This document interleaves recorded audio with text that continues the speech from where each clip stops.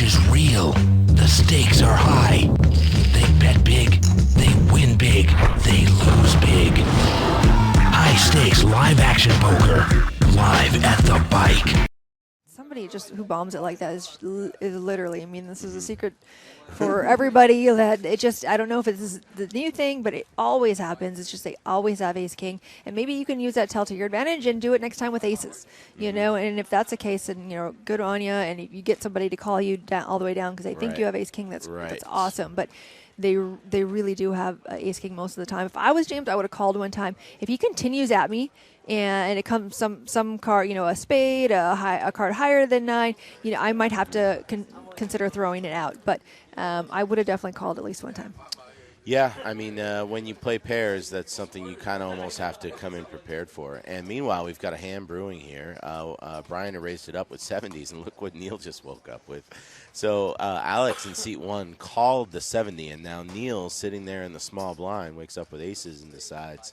Well, and look at this, and he's going to bomb it. So now he's going to do exactly what I say they don't. Right. He's going to make it 5-10 with aces, which would look exactly like ace king to me. If I'm Brian, I am probably going to double this guy up. I think that, you know, he has ace king and that I'm good 100% of the time. I'd probably just call and try to, you know, trick him into thinking I don't have a you know, kings like or aces. Kings. Yes. Right. And that's exactly what Brian is doing. Now over to Danconia, who should sniff something out here that he's going to really need to flop a 10. But with 2 opponents, that helps your set odds if you think you're there. So the effective stacks is Neil has about 5,000 starting the hand. Brian has a little less than 10. Alex only has 4.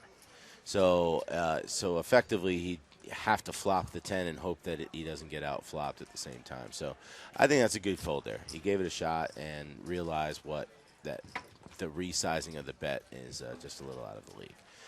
Well, aces versus and luckily Danconia. And Alex is beside himself. But luckily, he's going to be running around so happy in a second. And Neil has no idea the pain. And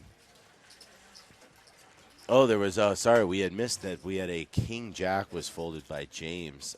One outer for Brian. So it was a 1 outer. 1 outer or 2 outer, either way it sucks for Neil, and he's going to get stacked here. It's going to be interesting to see if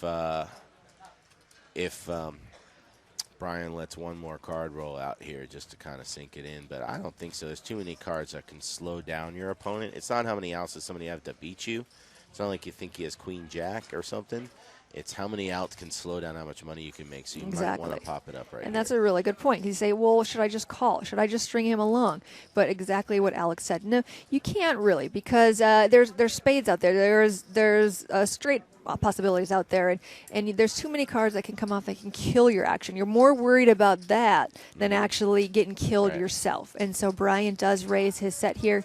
They're going to get it all in right away. Neil just shoves. Insta call from Brian. And I want to see Alex's reaction when these kings get turned up. He's going to be – because right now he's kind of tripping. Neil's already standing up. I think didn't Brian already say maybe? Maybe not.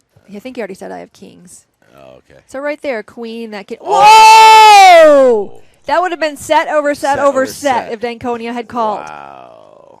Oh, sick. Look at Danconia. It's like, wow. I escaped. And making a really smart and solid laydown. Danconia saved himself a lot of money. Brian gets incredibly unlucky. First lucky and then incredibly unlucky to hit his 1 outer against Neil's aces. And Neil just shoves all the way on the flop. And hits his ace on the river. Well, hey, here's a little lesson, folks, in how you take a beat. And also how you take a win. He flipped him up, that was fine. But he's not over-celebrating. And Brian took it like a champ right there. You just kind of smile. You show the buddy the kings. That's the way it goes. And you get ready for the next hand. And now, he is holding a phone. There could be screams of pain being texted over there right now. But that's how you handle it in poker, folks. There's no need for all the theatrics and stuff, even though this is televised. Well, he's looking down on the phone, so no one has to see the tear in his eye right now. So hey, taking it like a man. I just like that Jax would have won. But that's tough, man. That's a tough hand. And And this is why I don't sit in these games, because this is pretty much how you have to win.